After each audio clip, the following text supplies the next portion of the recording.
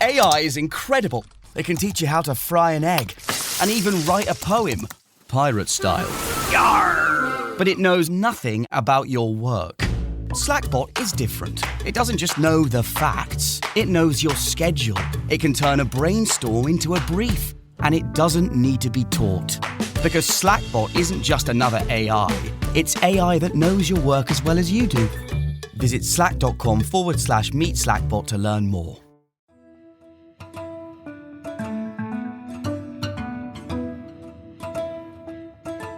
For the News and Observer, I'm Dawn Vaughan, your host for this episode of Under the Dome for the week of Monday, June 5th, 2023.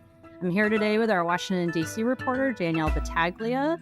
North Carolina politicians managed to be the center of attention in the state capitol or the nation's capital, and the drama in Congress this week was no different. So we'll talk about state politics toward the end, but let's talk about the federal government and why North Carolinians in D.C. Always are getting the attention. So Danielle, tell us the quick, what is the debt ceiling again? And why is North Carolina so important to it?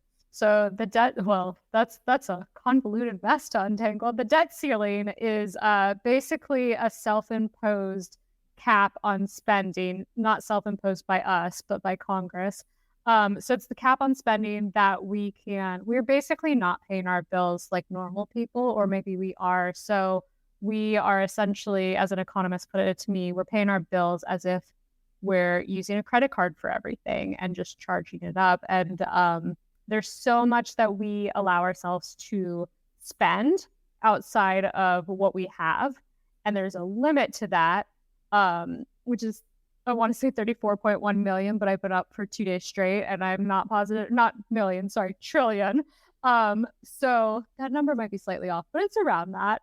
And that is the limit of what we can spend. So today is a very important day if you're listening on Monday, because today is the last day that America can pay its debts, or we would breach the debt ceiling, which would cause catastrophic economical impact, both on the national level, but internationally as well. So President Biden and House Speaker Kevin McCarthy have been negotiating for weeks now to figure out what both the Democrats and the Republicans would feel comfortable with having in a bill to pass to raise the debt ceiling, which actually isn't what we ended up doing. We ended up extending the debt ceiling through January 1st, 2025, while also curbing some of our spending, which Republicans wanted. So there's been negotiations going back and forth. And Speaker McCarthy brought in Representative Patrick McHenry of North Carolina. He's from Denver, North Carolina, formerly known as Dry Ponds. And a little fun fact for you, because I know you love him.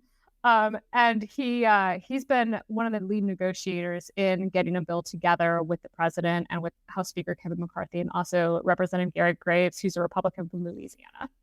How did McHenry get to, why is he so important? And he's been, like, I feel like a lot higher on everyone's radar this year.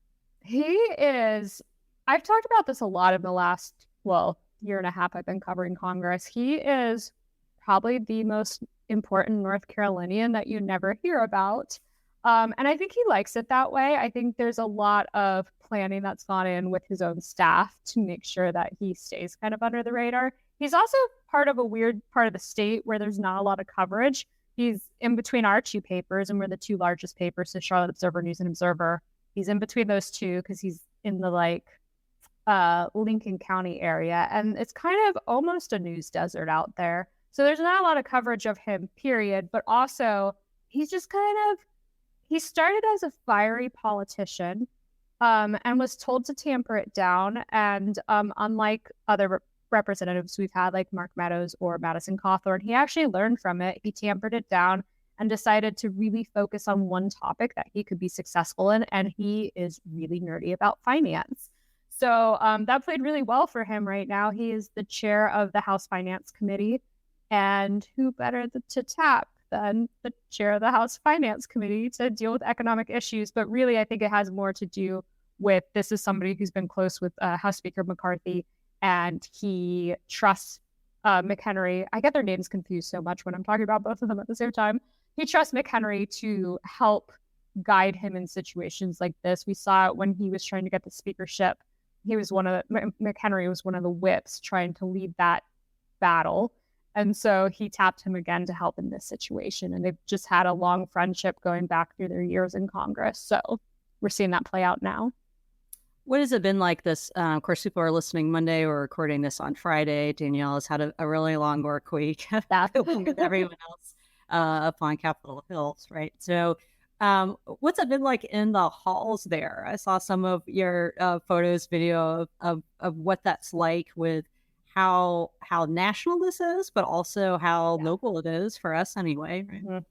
It's always interesting, especially being a regional reporter. So like you have to picture what you see on the state level when you're in the Capitol, but like on acid, which is probably not the PC way to say that. But like there are hundreds of reporters covering a single issue. And poor Representative McHenry wants to give me the time of day, but he is being hounded by so many national reporters. So like I walk up to him and be like, how does this impact North Carolina? And he's like, I'm sorry, Danielle, like I've got Politico, I've got Washington Post, I've got New York Times. They also have questions and they're more like broad and wide scale, where yours is more minute. And so, you know, I try to talk to him and you just get like mobbed by hundreds on hundreds of reporters. I think you can see that on some of the videos I posted on Twitter. Like McCarthy walks out of his office and it's just this huge mob of reporters following him from his office to the chamber. I know he has been hit more than once by recorders in the back of his head because we're just so packed together. It's how I got COVID in January, was all the reporters being packed together. So it's a little chaotic in situations like this. And it's really interesting to cover it on the regional level when it's a national issue that's going on. Well, if McHenry is too busy to explain it, you tell us why. How does this impact North Carolina? Well, it's going to impact North Carolina in a lot of ways. Had we breached the debt ceiling, is probably a better way to say it, we would have looked at huge job losses. We would have looked at, there's a lot that could have happened. Our government officials would have lost their paychecks. That probably would have been first. We would have had issues with Social Security payments, Medicaid payments, Medicare payments. And the way it's been explained to me, so there's two pots of our payments in the government. One of them is specific to paying our debts. And that's like sort of on one computer system. And then everything else is like the benefits that we're giving, like social safety nets. So like Medicaid, Medicare. And they can't really, like, once they choose, like, I'm going to pay off our debt, they can't really choose how they're going to cut spending in the other pocket. And so like there wasn't like, we can protect Medicare versus protecting Social Security, or we're going to protect retirement funds versus this. And so there's stuff like that going on where it would have really damaged North Carolina residents.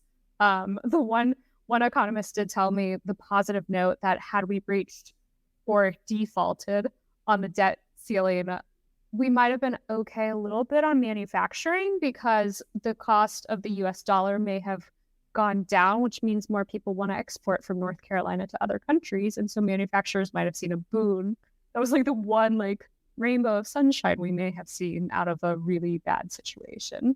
Also, stock market would have gone down. There's like a laundry list of things that this would have been really serious. So how did everybody vote? And what was all at play there? I noticed in one of your stories, you mentioned Club for Growth and with the so I thought that was pretty interesting. So I'll break down, there's two aspects of this I was watching. I'll start with the House. The House was really interesting to watch unfold, especially when, like, I have followed Representative Alma Adams my entire career because I started in the Triad, which she started in the Triad. She's now down in Charlotte, which was a whole gerrymandering redistricting situation. But anyways, I knew this one was going to be personal for her because one of the things that was cut was there was actually work requirements added to social safety nets like the SNAP program and programs like that. And so I knew statistically there could be issues with people who have lower incomes or She talked to me about Black women specifically being heard in this. And I knew those were kind of issues that have really been core to who she is as a representative. So she told me she was struggling right up to the wire of voting on what she was going to do. Ultimately, she voted yes, because it was better to take the consensus of the two parties than to let the entire economy tank. All of our representatives voted yes, except for Representative Dan Bishop. Dan Bishop saw this as a betrayal on the part of Speaker McCarthy and Representative McHenry because of basically some concessions he had made to the Freedom Caucus, which is the ultra-right-wing party of the House. And he really wanted to get some things into this bill that he didn't get. And so he really is upset and is calling for McCarthy's head on a platter, basically. And I know we've got to wrap up, so I can let you know about the Senate vote. We'll talk about that after the break. You're listening to Under the Dome. I'm News and Observer State Capitol Bureau Chief Dawn Vaughan, here with our DC correspondent, Danielle Battaglia. It's all federal debt ceiling drama on this episode so far. Before the break, we were talking about a little bit more about the House. But let's talk about the Senate votes, and then also what's coming up this week. Okay, so with the Senate, I was really fascinated by Representative Bishop's vote over in the House because he's part of the Freedom Caucus, and they were very upset with House Speaker McCarthy and this bill that he had negotiated with President Biden. And I wondered how that was going to play into Senator Ted Budd, who is a former member of the Freedom Caucus.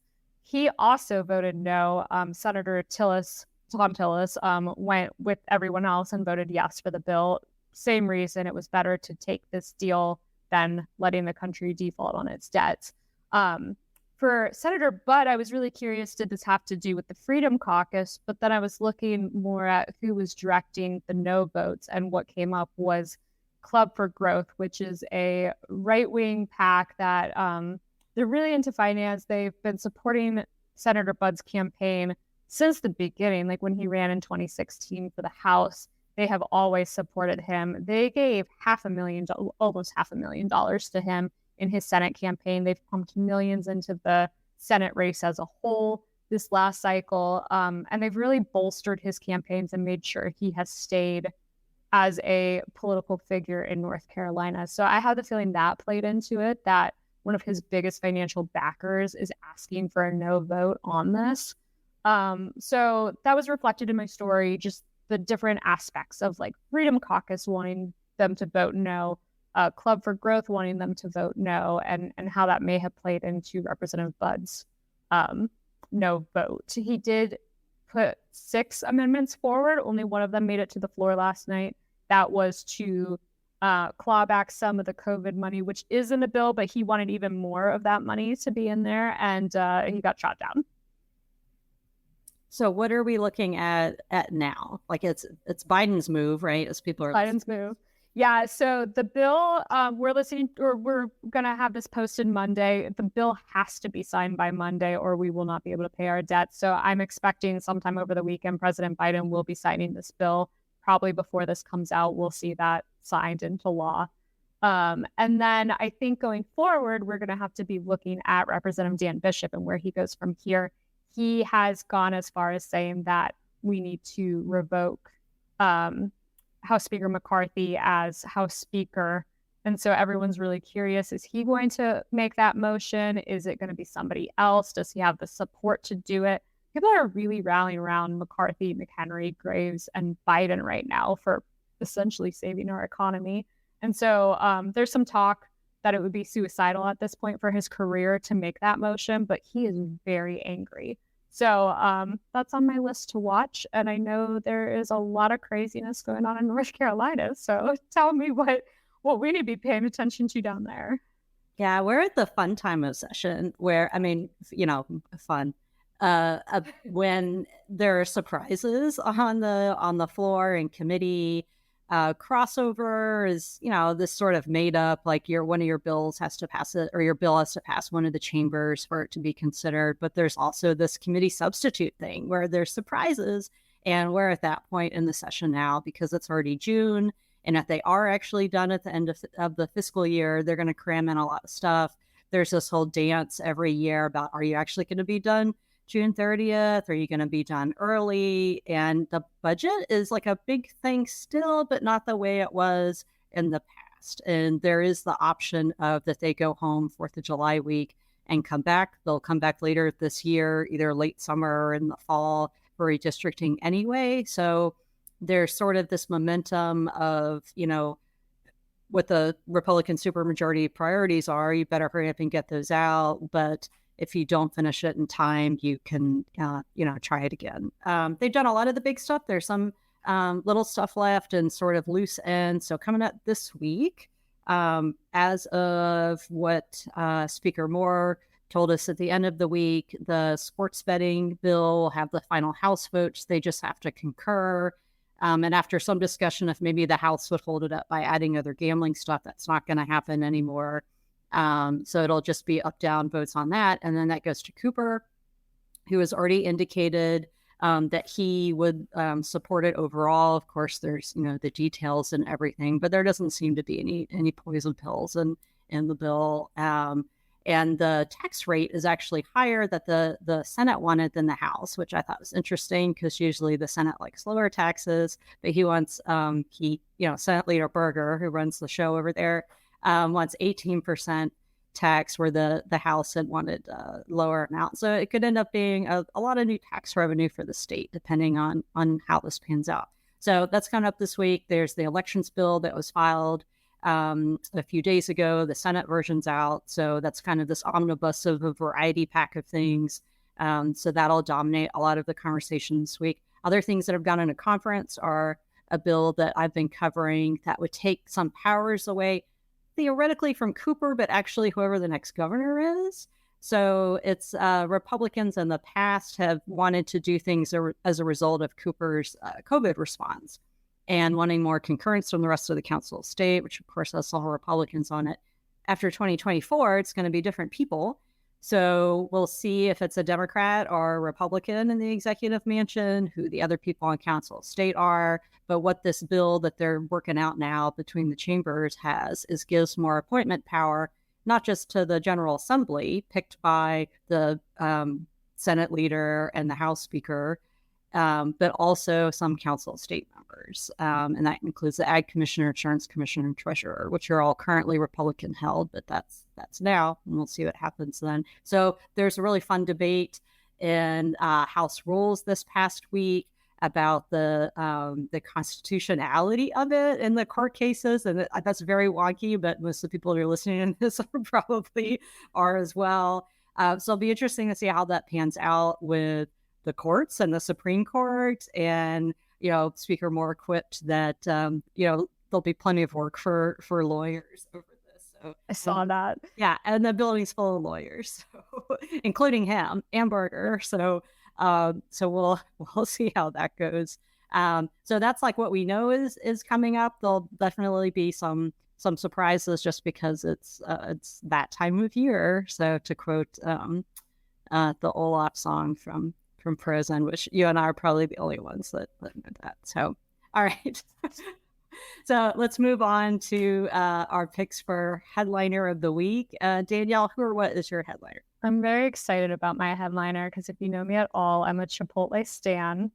And this really got buried in Twitter chatter. I'm not sure if it actually made it out into the news world, but part of the debt ceiling bill negotiations was made over Chipotle. Apparently, Kevin McCarthy suddenly was like, let's go get some Chipotle. So he and Representative Graves and Representative McHenry walked down to a Chipotle in D.C. and they walked in right when they were announcing we're out of chips. And House Speaker McCarthy's like, that's not okay. So I don't know why this is my voice for him all of a sudden. He doesn't sound like this at all. So they marched themselves out of that Chipotle and they walked down to another one and got the chips that House Speaker McCarthy wanted. And I was like, they're people just like us. Because I think if I did a business deal, it would be over Chipotle too. What's your headliner of the week? I feel like if that happened in North Carolina, somebody would try to run a bill that would require places to have chips, because that's right. how it does get past folks sometimes. That a lawmaker decides that something happened that they didn't like. So he brought the chips and queso back for reporters the day I wasn't there. Like they had a whole, it was like a canoe full of drinks and chips and queso. And I heard that a tour group came through and took all the drinks away.